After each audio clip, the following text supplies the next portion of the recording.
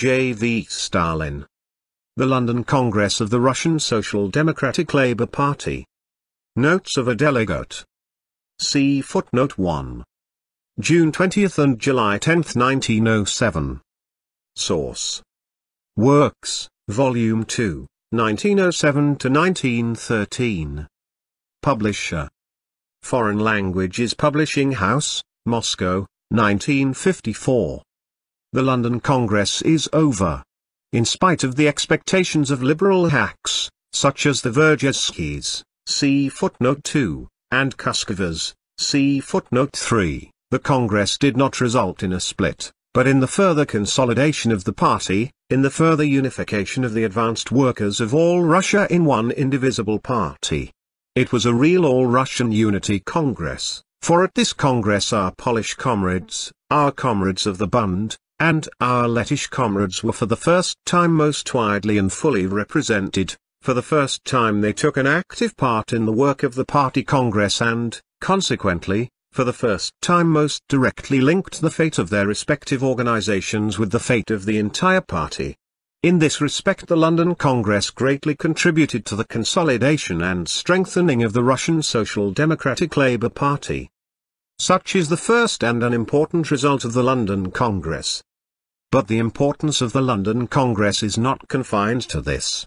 The point is that, in spite of the wishes of the liberal hacks we have referred to, the Congress ended in the victory of Bolshevism, in the victory of revolutionary social democracy over the opportunist wing of our party, over Menshevism.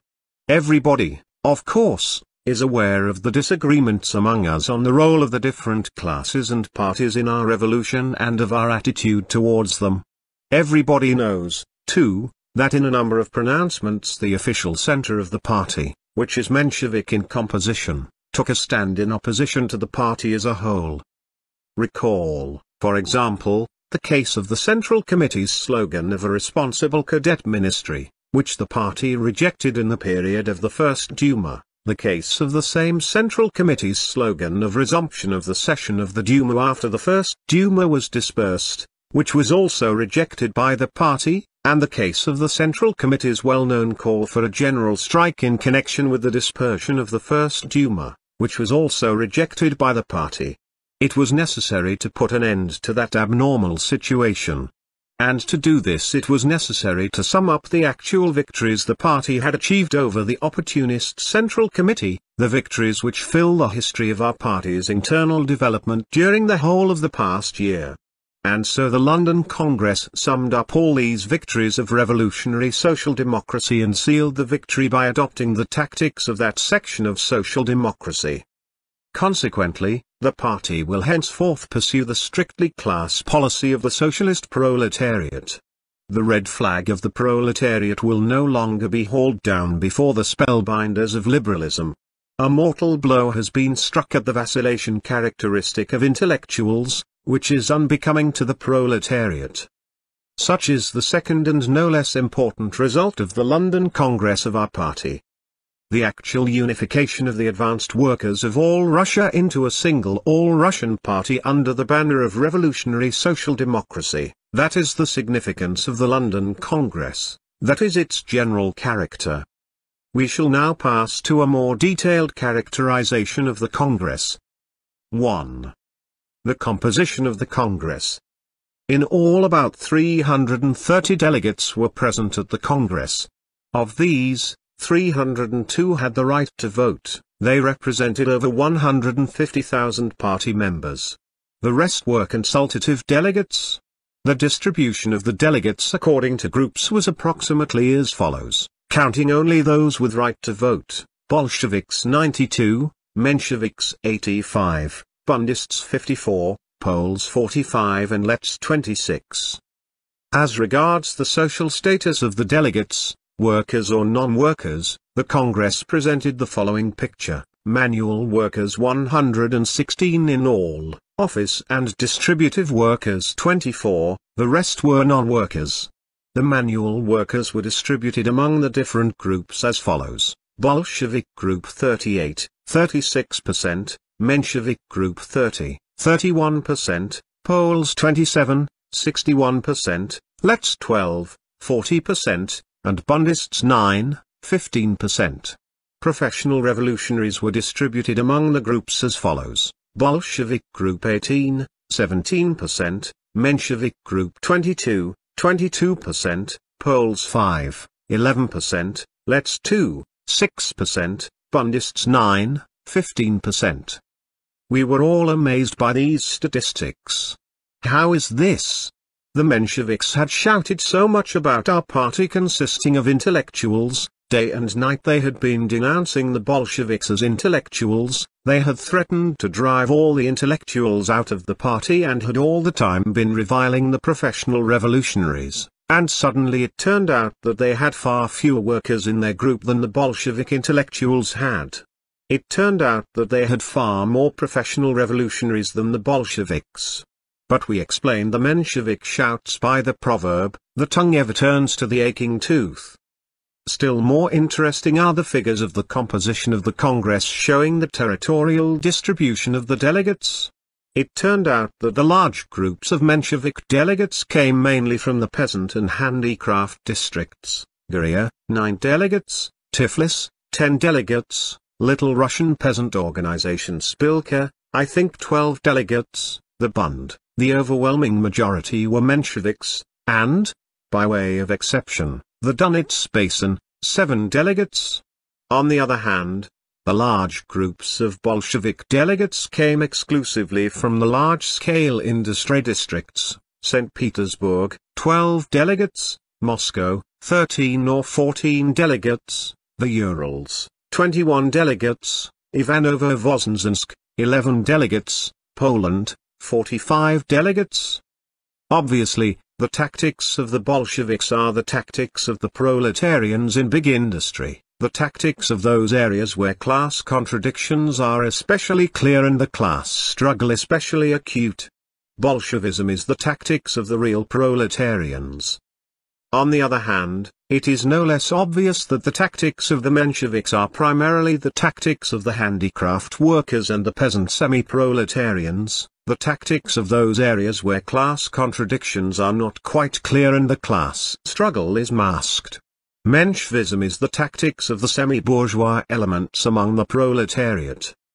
So say the figures.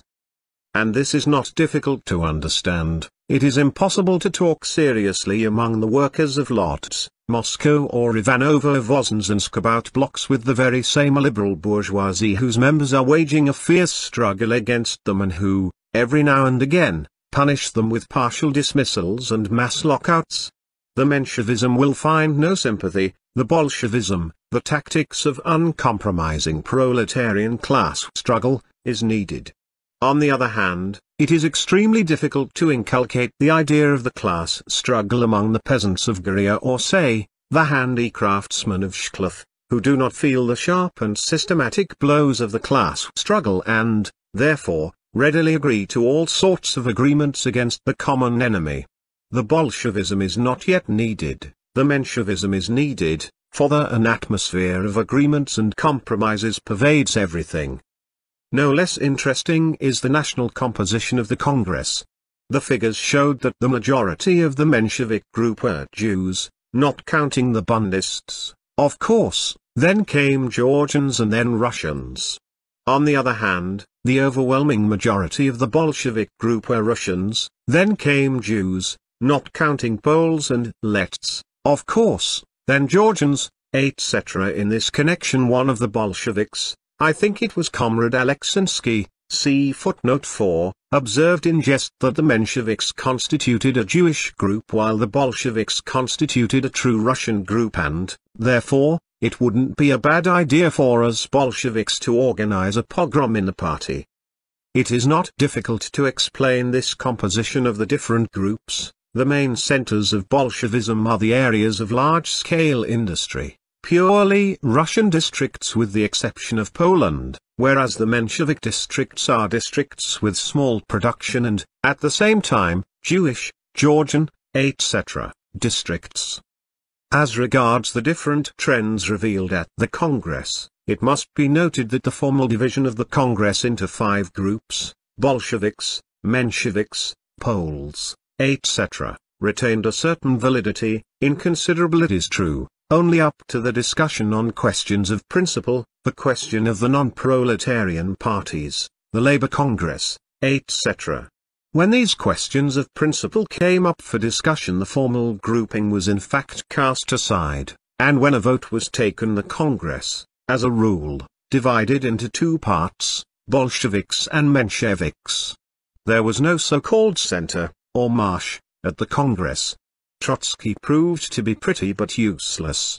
All the polls definitely sided with the Bolsheviks.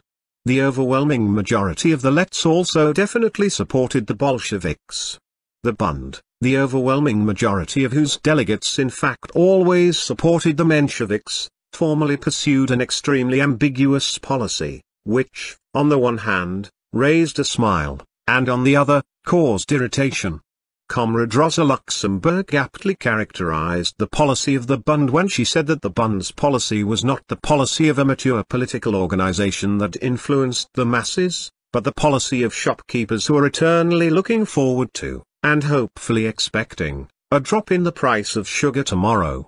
Of the Bundists, only 8 to 10 delegates supported the Bolsheviks, and then not always. In general, predominance, and rather considerable predominance, was on the side of the Bolsheviks. Thus, the Congress was a Bolshevik Congress, although not sharply Bolshevik. Of the Menshevik resolutions, only the one on guerrilla actions was carried, and that by sheer accident. On that point the Bolsheviks did not accept battle, or rather, they did not wish to fight the issue to a conclusion, purely out of the desire to give the Menshevik comrades at least one opportunity to rejoice. 2. The Agenda Report of the Central Committee.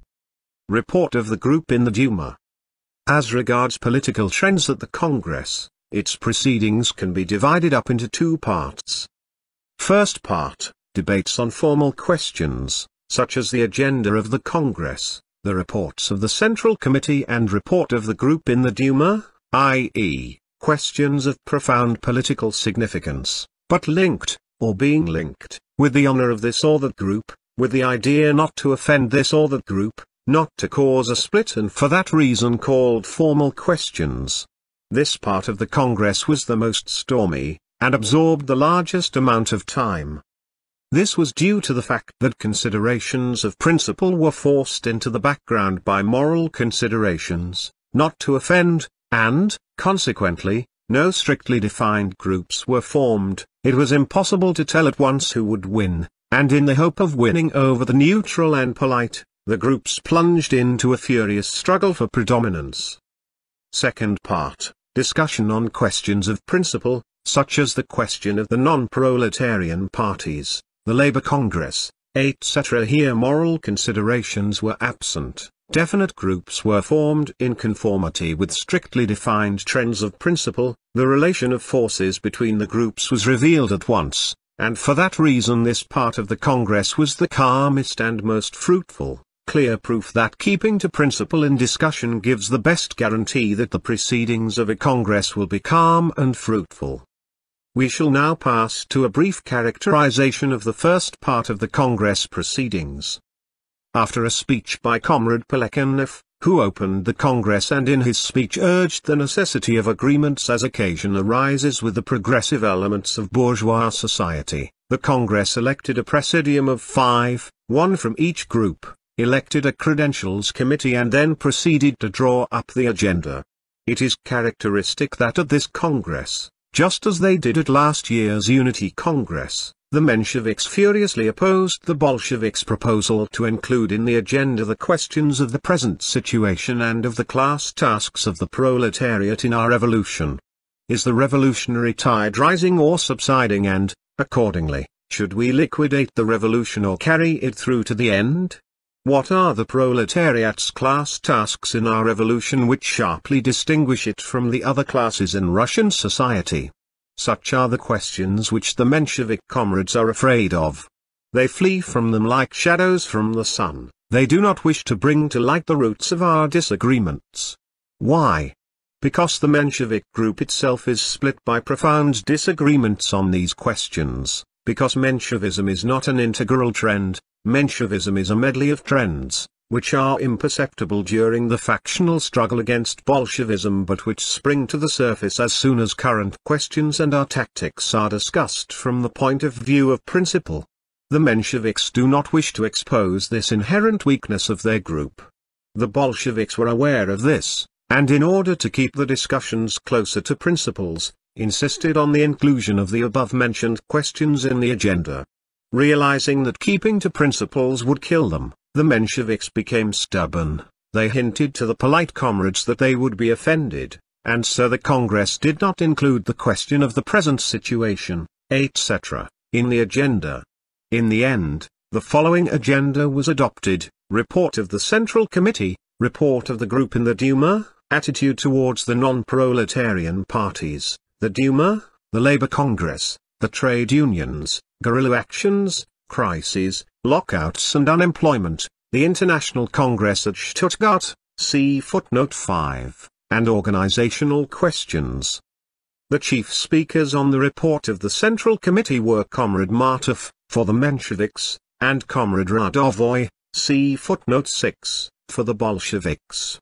Strictly speaking, Martov's report was not a serious elucidation of facts, but a sentimental story about how the innocent Central Committee set to work to guide the party and then the group in the Duma, and how the awful Bolsheviks hindered it in its work by pestering it with their principles. Martov justified the Central Committee's slogans of a responsible cadet ministry, resumption of the session of the Duma, etc., etc., which the party subsequently rejected, on the plea that the situation was indefinite and that it was impossible to advance different slogans in a period of lull. And he justified the Central Committee's misguided call for a general strike, and later for partial actions immediately after the dispersion of the First Duma, also on the plea that the situation was indefinite and that it was impossible to define precisely the mood of the masses. He spoke very little about the part the Central Committee played in the split in the St. Petersburg organization. See footnote 7, but he spoke too much about the Conference of Military and Combat Organizations that was convened on the initiative of a certain group of Bolsheviks, and which, in Martov's opinion, caused disruption and anarchy in the party organizations. At the end of his report, Martov called upon the Congress to bear in mind the difficulties connected with the work of guiding the party in view of the exceptionally complicated and confused situation, and asked it not to be severe in its criticism of the Central Committee. Evidently, Martov himself realized that the Central Committee had grave sins to answer for. Comrade Radovoy's report was of an entirely different character. He expressed the opinion that it was the duty of the Central Committee of the party, 1, to defend and carry out the party program, 2, to carry out the tactical directives given it by the party Congress, 3, to safeguard the integrity of the party, and 4, to coordinate the positive activities of the party. The Central Committee had not carried out any one of these duties. Instead of defending and carrying out the party program, the Central Committee, in connection with the well-known agrarian appeal of the First Duma, see footnote 8, instructed the Social Democratic group in the Duma, with a view to ensuring the unity of the opposition and winning over the cadets, not to try to secure the inclusion in the Duma's appeal of the well-known point of our agrarian program on the confiscation of all landlords' land, but to confine itself to a simple statement about alienating the land without saying whether compensation should be paid or not. Just think of it. The Central Committee issued instructions to throw out the extremely important point in the party program on the confiscation of the land. The Central Committee violated the party program. The Central Committee as the violator of the program. Can you imagine anything more disgraceful? To proceed. Instead of carrying out at least the directives of the Unity Congress, instead of systematically intensifying the struggle between the parties in the Duma with the object of introducing greater political consciousness in the class struggle outside the Duma, instead of pursuing the strictly class, independent policy of the proletariat, the Central Committee issued the slogans of a responsible cadet ministry, resumption of the session of the Duma, for the Duma against the Camarilla, etc., etc., slogans which obscured the struggle of the party in the Duma, glossed over the class antagonisms outside the Duma, obliterated all distinction between the militant policy of the proletariat and the compromising policy of the liberal bourgeoisie, and adapted the former to the latter. And when Comrade Plekhanov, a member of the editorial board of the central organ and, consequently, of the Central Committee, went even further on the road of compromise with the cadets and proposed that the party should enter into a bloc with the liberal bourgeoisie, abandoning the slogan of a constituent assembly and issuing the slogan acceptable to the liberal bourgeoisie of a sovereign Duma, the Central Committee, far from protesting against Comrade Plekhanov's sally which disgraced the party, even agreed with it, although it did not dare to express its agreement officially. That is how the Central Committee of the party violated the elementary requirements of the independent class policy of the proletariat and the decisions of the Unity Congress. A Central Committee which obscures the class consciousness of the proletariat, a Central Committee which subordinates the policy of the proletariat to the policy of the liberal bourgeoisie, a Central Committee which hauls down the flag of the proletariat before the charlatans of cadet liberalism. This is what the Menshevik opportunists have brought us to. We shall not dilate on the fact that far from safeguarding the unity and discipline of the party, the Central Committee systematically violated them by taking the initiative in splitting the St. Petersburg organization. Nor do we wish to dilate on the fact that the Central Committee has not coordinated the party's activities. This is clear enough as it is. How is all this, all these mistakes of the Central Committee, to be explained? Not, of course, by the fact that there were awful people in the Central Committee, but by the fact that Menshevism, which then predominated in the Central Committee, is incapable of guiding the party, is utterly bankrupt as a political trend. From this point of view, the entire history of the Central Committee is the history of the failure of Menshevism. And when the Menshevik comrades reproach us and say that we hindered the Central Committee, that we pestered it, etc., etc., we cannot refrain from answering these moralizing comrades. Yes, comrades, we hindered the Central Committee in its violation of our program, we hindered it in its adaptation of the tactics of the proletariat to the tastes of the liberal bourgeoisie, and we will continue to hinder it, for this is our sacred duty. That is approximately what Comrade Radovoy said.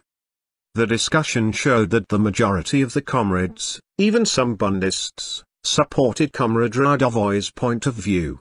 And if, after all, the Bolshevik resolution, which noted the mistakes of the Central Committee, was not carried, it was because the consideration not to cause a split strongly influenced the comrades.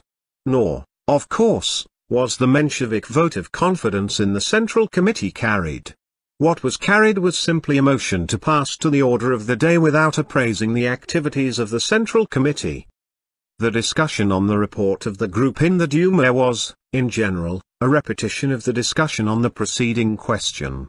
That is understandable. The group in the Duma acted under the direct guidance of the Central Committee and, naturally, criticism or defense of the Central Committee was at the same time criticism or defense of the group in the Duma.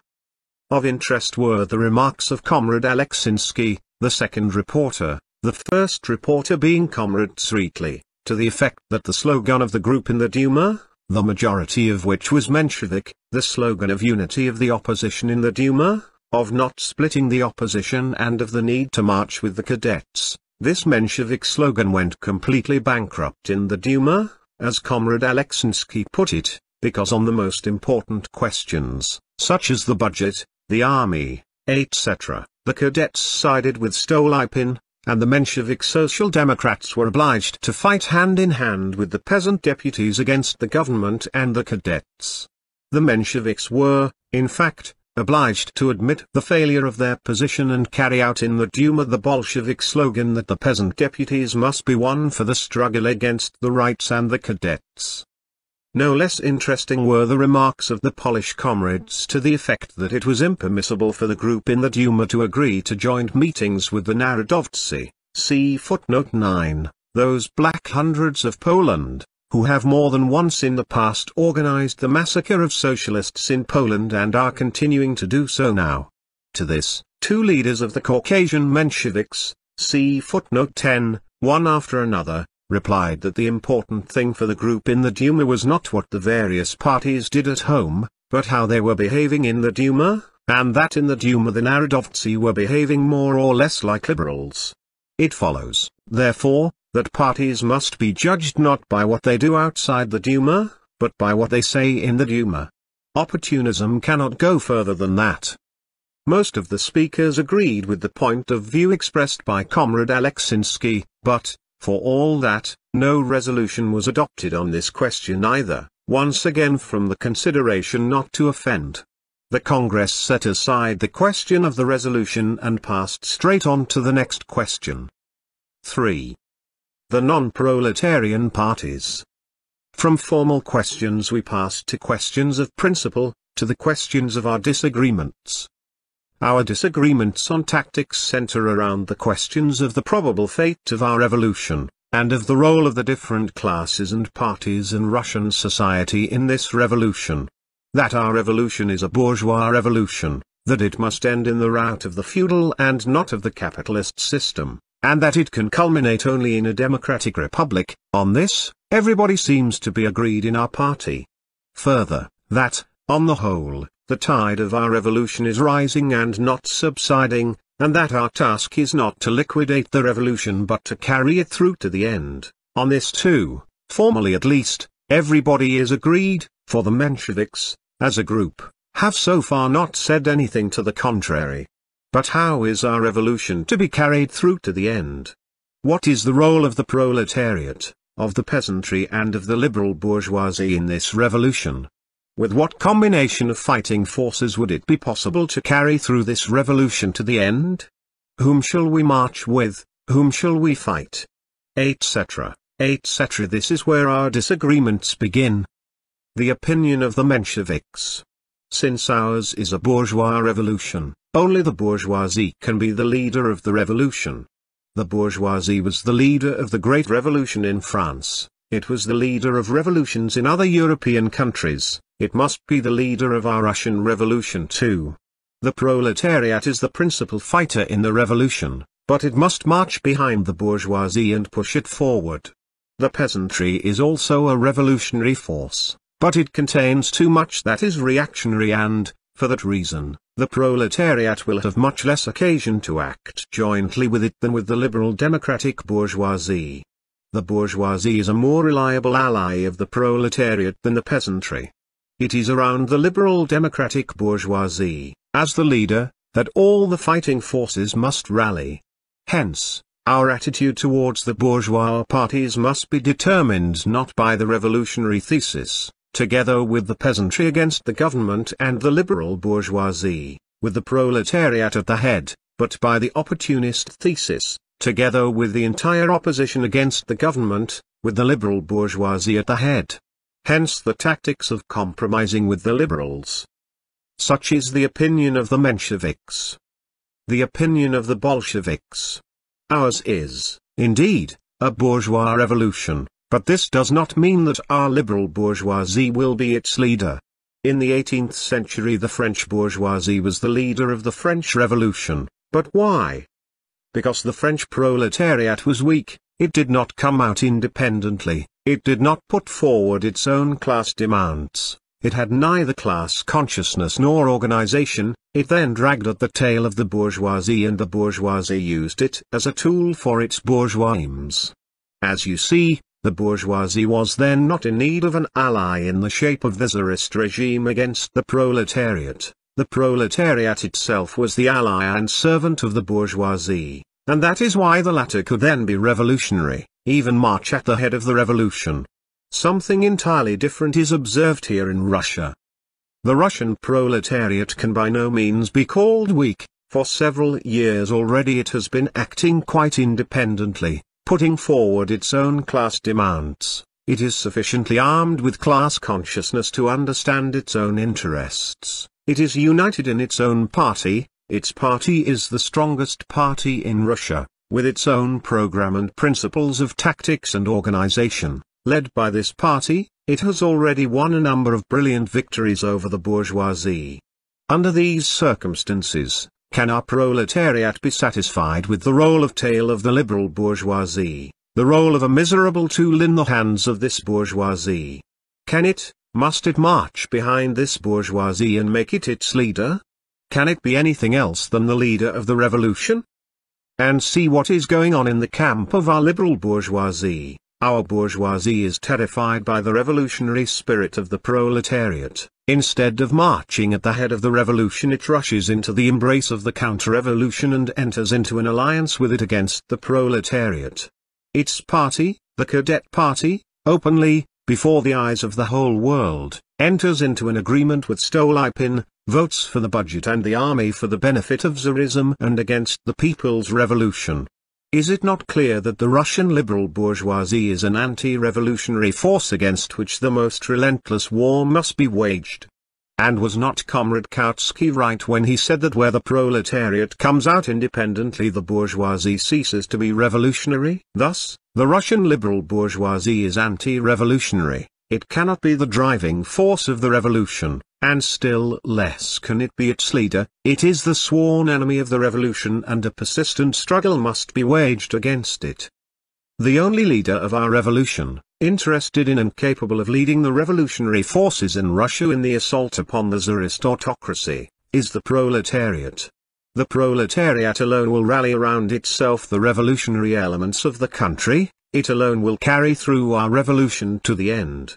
The task of social democracy is to do everything possible to prepare the proletariat for the role of leader of the revolution. This is the pivot of the Bolshevik point of view. To the question, who, then, can be the reliable ally of the proletariat in the task of carrying through our revolution to the end, the Bolsheviks answer, the only ally of the proletariat, to any extent reliable and powerful, is the revolutionary peasantry.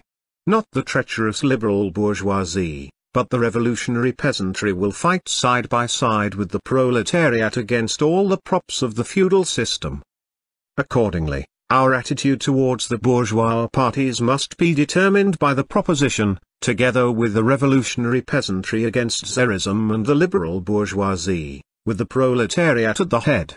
Hence the necessity of combating the hegemony, leadership, of the cadet bourgeoisie and, consequently, the impermissibility of compromising with the cadets. Such is the opinion of the Bolsheviks.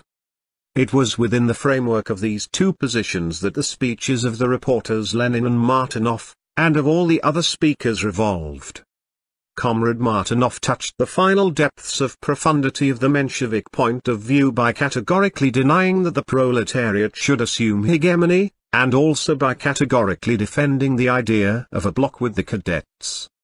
The other speakers, the vast majority of them, expressed themselves in the spirit of the Bolshevik position. Of exceptional interest were the speeches of Comrade Rosa Luxemburg, who conveyed greetings to the Congress on behalf of the German Social Democrats and expounded the views of our German comrades on our disagreements. Here we link together the two speeches RL delivered at different times, expressing her complete agreement with the Bolsheviks on the questions of the role of the proletariat as the leader of the revolution, the role of the liberal bourgeoisie as an anti-revolutionary force, etc., etc. Rosa Luxemburg criticized the Menshevik leaders Plekhanov and Axelrod, called them opportunists, and put their position on a par with that of the Jourisists in France. I know, said Luxemburg, that the Bolsheviks, too, have certain faults and fads, that they are somewhat too rigid, but I fully understand and excuse them. One cannot help being rigid in face of the diffuse and jelly-like mass of Menshevik opportunism. The same excessive rigidity was observed among the Gerstists, see footnote 11, in France, whose leader, Comrade Gerst, stated in a well-known election poster, "Don't let a single bourgeois dare to vote for me, for in Parliament I will defend only the interests of the proletarians against all the bourgeois." In spite of this sharpness, we German Social Democrats always took the side of the Gerstists in their struggle against the traitors to Marxism, against the Jourisists. The same must be said about the Bolsheviks, whom we German Social Democrats will support in their struggle against the Menshevik opportunists. That approximately is what Comrade R. Luxemburg said. Still more interesting was the famous letter the Central Committee of the German Social Democratic Party sent to the Congress, and which Rosa Luxemburg read. It is interesting because, by advising the party to fight liberalism, and recognizing the special role played by the Russian proletariat as the leader of the Russian Revolution, by the same token it recognized all the main propositions of Bolshevism.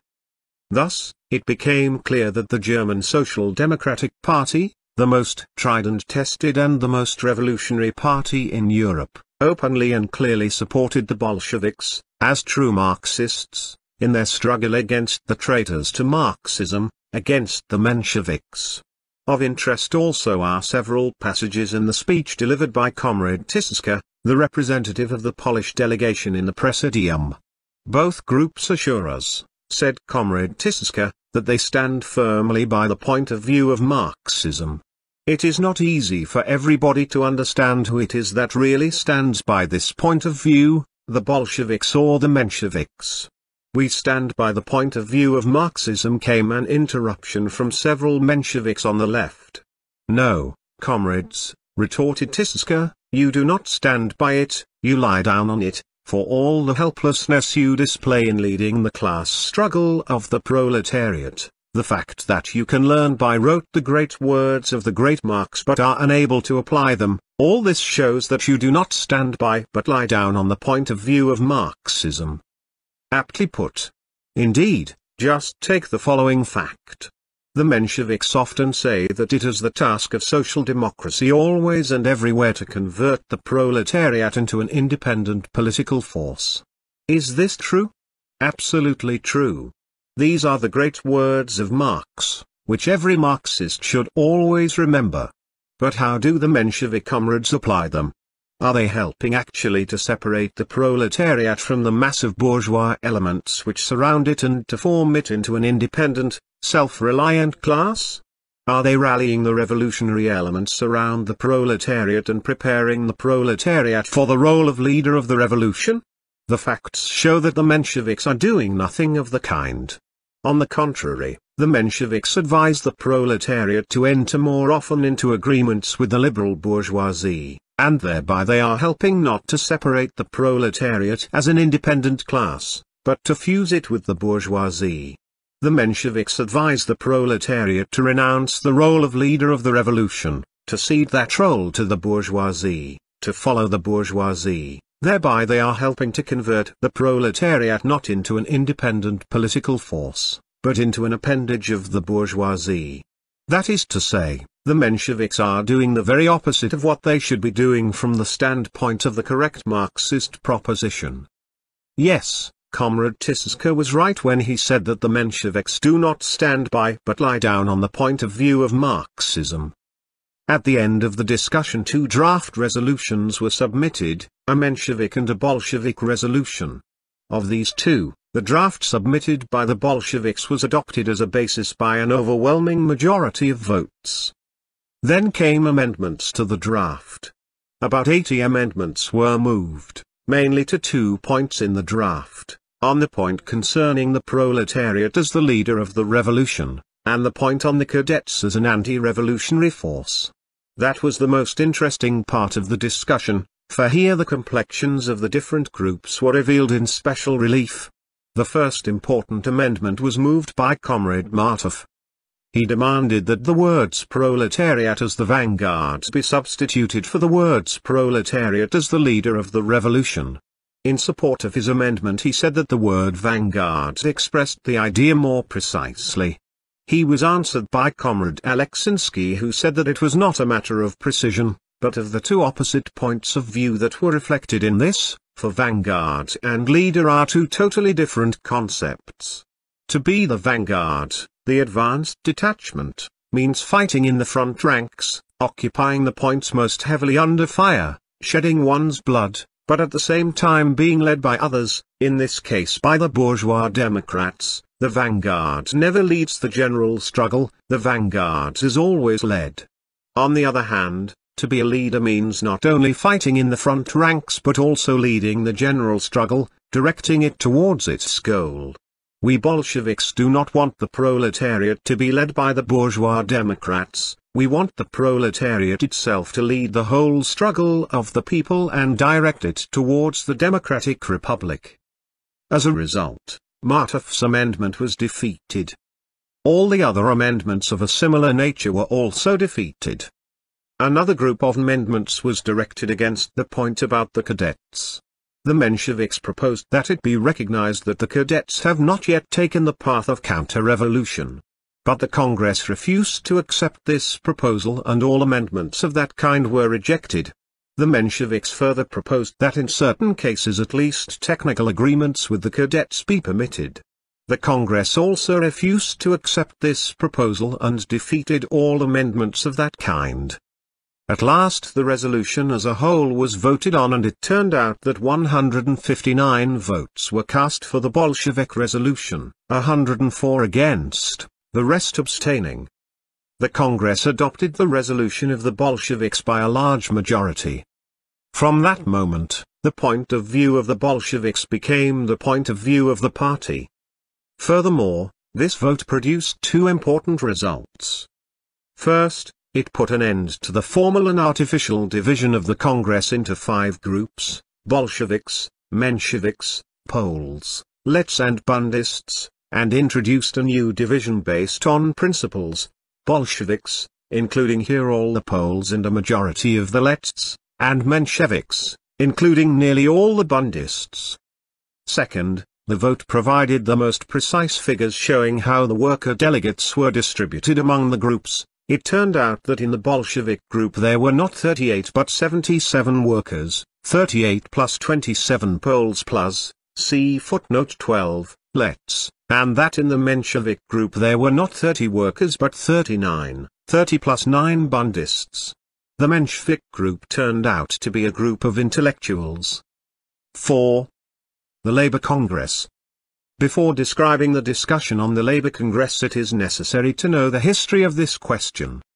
This is all the more necessary because the Menshevik comrades who have migrated to the editorial offices of bourgeois newspapers are spreading fables about the past and present of this question. See the article A Labour Congress, from the pen of a prominent Menshevik, published in Tovarish and reprinted in Bakinsky Dine, see footnote 16.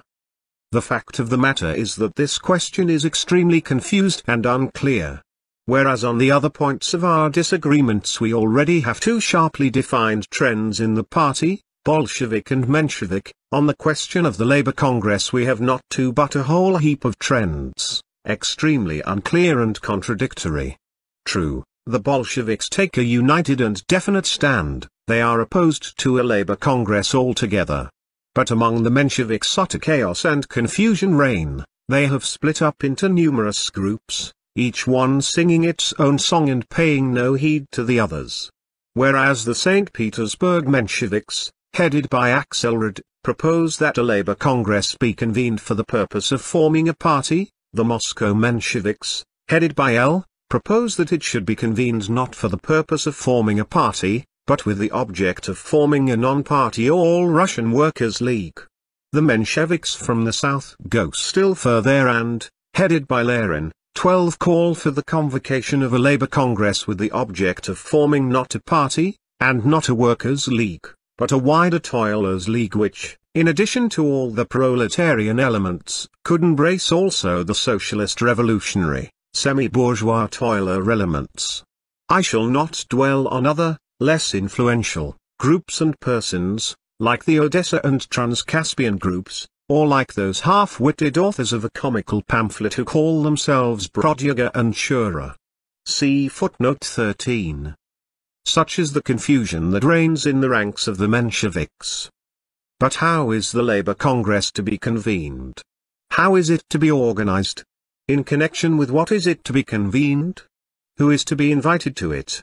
Who is to take the initiative in convening it? The same confusion reigns among the Mensheviks on all these questions as on the question of the object of the Congress. While some of them propose that the election of delegates to the Congress should be made to coincide with the Duma elections and that the Labour Congress be thus organized by unauthorized means, others propose to trust to the government's connivance or, in the last resort, to apply for its permission, while still others advise that the delegates be sent abroad, even if they number 3 or 4,000, and that the Labour Congress be held underground there. While some Mensheviks propose that only definitely formed workers' organizations be allowed to send representatives to the Congress, others advise inviting representatives of the entire organized and unorganized proletariat, which numbers not less than 10 millions.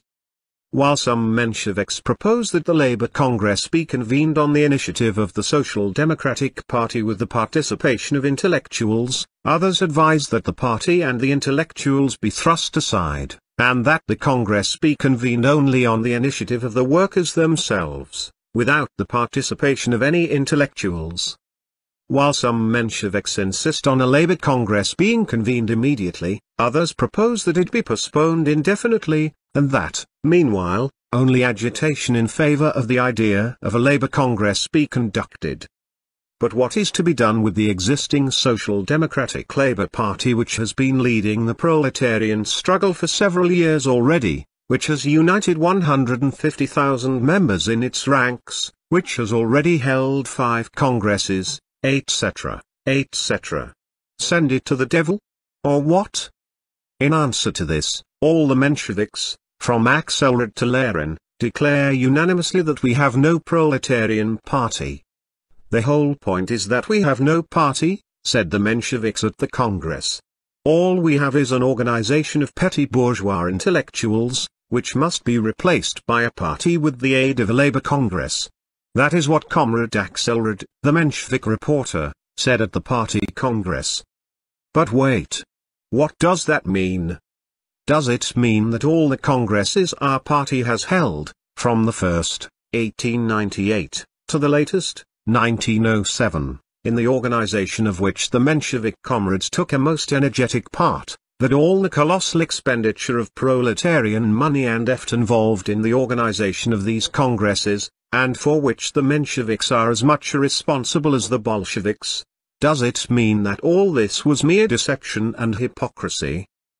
Does it mean that all the fighting appeals the party has issued to the proletariat, appeals which the Mensheviks also signed, that all the strikes and insurrections of 1905, 1906 and 1907, which flared up with the party at their head, and often on the party's initiative, that all the victories achieved by the proletariat headed by our party, that the thousands of proletarian victims who fell in the streets of St. Petersburg, Moscow, and elsewhere, who were immured in Siberia and who perished in prison for the sake of the party, and under the banner of the party, that all that was just a farce and a deception. So we have no party? We have only an organization of petty bourgeois intellectuals? Of course, that was a downright lie, an outrageous, brazen lie. That, evidently, explains the boundless indignation which the above-mentioned statement by Axelrod roused among the worker delegates from St. Petersburg and Moscow. They jumped to their feet and energetically answered the reporter Axelrod, "You, who spend your time abroad, are bourgeois, not we. We are workers, and we have our Social Democratic Party, and we will not allow anyone to defame it. But let us suppose that a Labour Congress is held. Let us imagine that it has already been held. The existing Social Democratic Party therefore has been put into the archives, a Labour Congress has been convened in some way or another, and we want to organize at it a League of Workers or Toilers, whatever it may be. Well, what next? What program will this Congress adopt? What will be the complexion of the Labour Congress? Some Mensheviks answer that the Labour Congress could adopt the program of social democracy, with certain deletions, of course, but they at once add that it might not adopt the program of social democracy and that this, in their opinion, would not be particularly harmful to the proletariat. Others answer more emphatically as follows: since our proletariat is strongly imbued with petty bourgeois tendencies, in all probability the Labour Congress will adopt not a social democratic but a petty bourgeois democratic program. At the Labour Congress the proletariat will lose the social democratic program, but instead it will acquire a workers' organization that will unite all the workers in one league. That is what, for example, N. Shrevinin, the head of the Moscow Mensheviks, says, see Problems of Tactics. See footnote 14. And so, a workers' league without a social democratic program such is the probable result of a labor congress. That, at all events, is what the Mensheviks themselves think. Evidently, while they disagree with one another on certain questions concerning the objects of the Labor Congress and the methods of convening it, the Mensheviks are agreed among themselves on the point that we have no party, all we have is an organization of petty bourgeois intellectuals, which ought to be put into the archives. It was within this framework that Axelrod's report revolved. It became evident from Axelrod's report that agitation for a labor congress would practically and inevitably amount to agitation against the party, a war against it. And the practical work of convening the labor congress would also inevitably amount to practical work in disorganizing and undermining our present party. And yet the Mensheviks, through the mouth of their reporter, and also in their draft resolution, requested the Congress to prohibit agitation against attempts to organize a labor congress, i.e., against attempts leading to disorganization of the party. It is interesting to note that, running through the speeches of the Menshevik speakers, with the exception of Plekhanov, who said nothing about the labor congress, were the slogans, "Down with the party, down with social democracy, long live the non-party principle, long live the non-social democratic workers' league." These slogans were not openly advanced by the speakers, but they ran as an undertone through their speeches. It is not without reason that all the bourgeois writers, from the syndicalists and socialist revolutionaries to the cadets and octobrusts, all so ardently express themselves in favor of a labor congress. After all, they are all enemies of our party, and the practical work of convening a labor congress might considerably weaken and disorganize the party. Why should they not welcome the idea of a labor congress? The Bolshevik speakers said something entirely different. The Bolshevik reporter, Comrade Lindoff, see footnote 15, after briefly characterizing the main trends among the Mensheviks, proceeded to trace the conditions which gave rise to the idea of a labor congress. Agitation for a labor congress began in 1905, before the October days, during the repressions. It ceased during the October to November days. During the subsequent months of fresh repression, agitation for a labor congress revived. During the period of the First Duma, in the days of relative freedom, the agitation subsided. Then, after the dispersion of the Duma, it grew again, etc. The conclusion to be drawn is clear: in the period of relative freedom, when the party is able to expand freely, there is naturally no ground for agitation for a labor congress with the object of forming a broad non-party party. On the other hand, during periods of repression, when the influx of new members into the party gives way to an exodus, agitation for a labor congress, as an artificial measure for widening the narrow party, or replacing it by a broad non-party party, finds some ground. But it goes without saying that no artificial measures will be of any avail, for what is needed for the actual expansion of the party is political freedom and not a labor congress, which itself needs such freedom. To proceed, the idea of a labor congress, taken concretely, is fundamentally false, for it rests not on facts, but on the false proposition that we have no party. The point is that we have a proletarian party which loudly proclaims its existence, and whose existence is felt only too well by the enemies of the proletariat. The Mensheviks are fully aware of this, and precisely because we already have such a party, the idea of a labor congress is fundamentally false.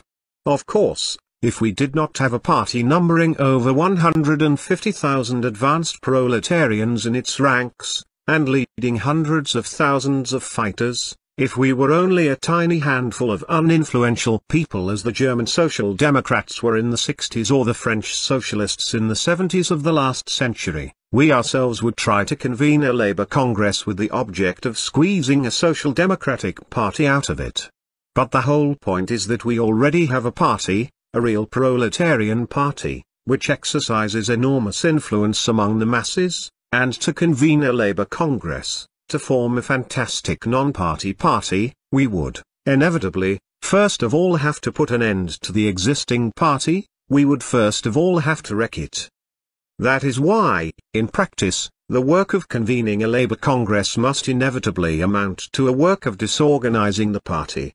And whether success could ever be achieved in forming a broad non-party party in place of it, and indeed, whether such a party ought to be formed, is questionable. That is why the enemies of our party, the cadets and Octobrusts, and the like, so heartily praise the Mensheviks for their agitation in favor of a Labour Congress. That is why the Bolsheviks think that the work of convening a Labour Congress would be dangerous, would be harmful, for it would discredit the party in the eyes of the masses and subject them to the influence of bourgeois democracy. That is approximately what Comrade Lindoff said. For a Labour Congress and against the Social Democratic Party? Or, for the party and against a Labour Congress? This is how the question stood at the Congress.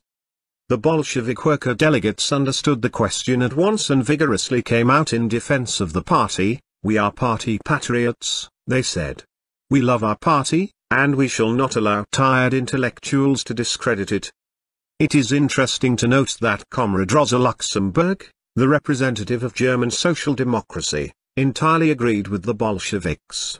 We German Social Democrats, she said, cannot understand the comical dismay of the Menshevik comrades who are groping for the masses when the masses themselves are looking for the party and are irresistibly pressing towards it. The discussion showed that the vast majority of the speakers supported the Bolsheviks. At the end of the discussion, two draft resolutions were submitted to a vote, a Bolshevik draft and a Menshevik draft. Of these two, the Bolshevik draft was accepted as a basis. Nearly all amendments on points of principle were rejected. Only one more or less important amendment was accepted, viz., against restricting freedom to discuss the question of a Labour Congress. The resolution as a whole stated that the idea of convening a Labour Congress leads to the disorganisation of the party, to the subjection of the broad masses of the workers to the influence of bourgeois democracy, and, as such, is harmful to the proletariat. Moreover, the resolution drew a strict distinction between a Labour Congress and Soviets of workers' deputies and their congresses which, far from disorganising the party and competing with it, strengthen the party by following its lead and helping it to solve practical problems in periods of revolutionary upsurge. Finally, the resolution as a whole was adopted by a majority of 165 votes against 94. The rest of the delegates abstained from voting. Thus, the Congress rejected the idea of a Labour Congress as harmful and anti-party. The voting on this question revealed to us the following important fact. Of the 114 worker delegates who took part in the voting, only 25 voted for a Labour Congress. The rest voted against it.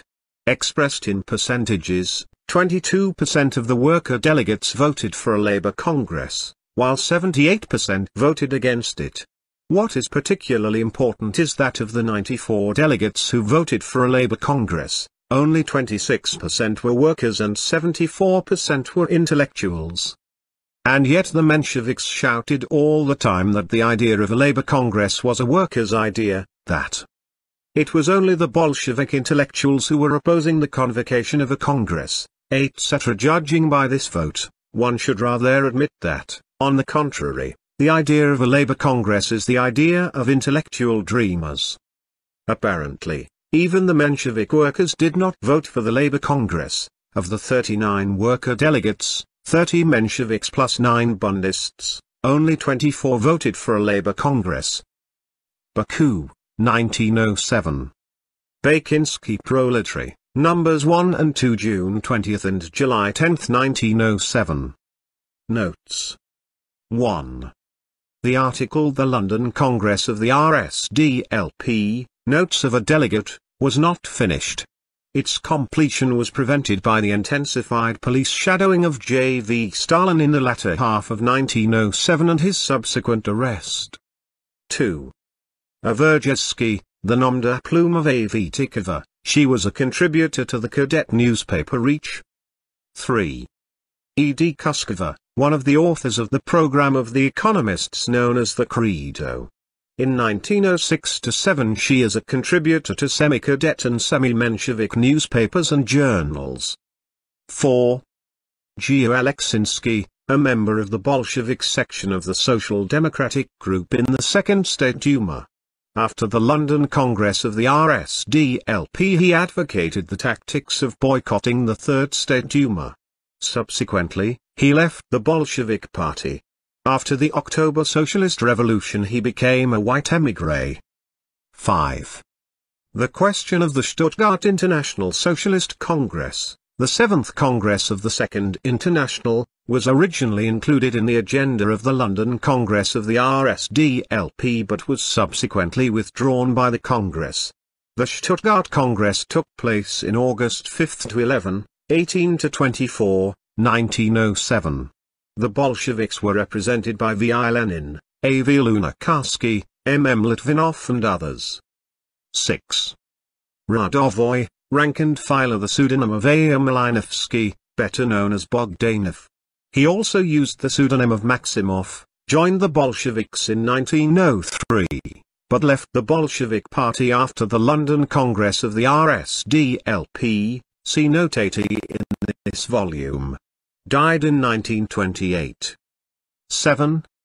Concerning the split in the St. Petersburg organization, see J.V. Stalin's article The Election Campaign in St. Petersburg and the Mensheviks, see pages 14–20 of this volume. 8. Draft appeal on the land question in the name of the State Duma that was drawn up by the cadets and published on July 5, 1906, in answer to the government's announcement of June 20, 1906, concerning peasant land ownership. The cadets urged the peasants to take no action until the Duma had finally drafted the land law. The Central Committee of the RSDLP, which was controlled by the Mensheviks, instructed the Social Democratic Group in the Duma to support the cadets' appeal. The group, however, voted against it. 9. Narodowcy, National Democrats, the counter-revolutionary nationalist party of the Polish bourgeoisie, formed in 1897. During the revolution of 1905–07 it became the principal party of the Polish counter-revolution, the party of the Polish Black Hundreds. 10. This refers to the speeches delivered at the 5th, London, Congress of the RSDLP by the Menshevik deputies in the Second State Duma. L.J. Parides and I.G. Tsreetli, see Minutes of the 5th Congress of the RSDLP, 1935, Russian edition, pages 250 and 354–355. 11. Gersdists, the supporters of Jules Gerst, the left-wing Marxist trend in the ranks of the French socialists. In 1901 the Gersdists founded the Socialist Party of France. They fought the opportunists in the French labor movement and opposed the policy of concluding agreements with the bourgeoisie and of socialists entering bourgeois governments. On the outbreak of the World Imperialist War, Gerst took a national defense stand and entered the bourgeois government. A section of the Gersdists who remained true to revolutionary Marxism subsequently joined the Communist Party of France. 12. Weilerin, also Ellerin, the pseudonyms of Emma Lauria, a Menshevik liquidator who in 1907 advocated the convocation of a broad labor congress. In 1917 Weilerin joined the Bolshevik Party. L. I. Luzin, a Menshevik liquidator. 13. This refers to the pamphlet The All-Russian Labor Congress and the Bolsheviks, published in Georgian Interfles in 1907. Brodiaga, Tramp, the nom de plume of the Menshevik Georgy Irads. Shura, the pseudonym of the Menshevik Bishkina, wife of Irads. 14. Shrivinin's article on the Labor Congress was published in the Menshevik Symposium The Political Situation and Tactical Problems, Moscow 1906. 15. Lingoff, the pseudonym of G. D. Leiteisen. 16. This refers to an article by Yuri Peryaslavsky, G. Krustlyoff. Bakinski Dine, The Baku Day, a daily liberal newspaper published from June 1907 to January 1908. End of The London Congress of the Russian Social Democratic Labour Party, by J. V. Stalin.